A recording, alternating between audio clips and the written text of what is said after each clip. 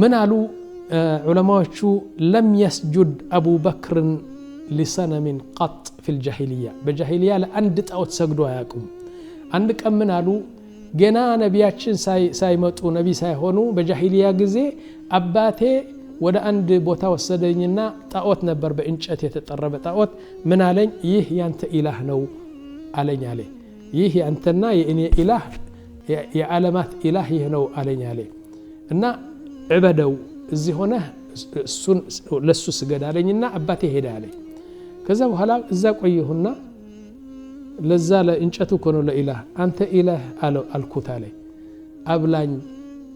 ርቦኛል ስለው እንጨት ነው አይመልስም ረባካ አጠጣኝ ጠማኝ ሲለው አይልም ረባካ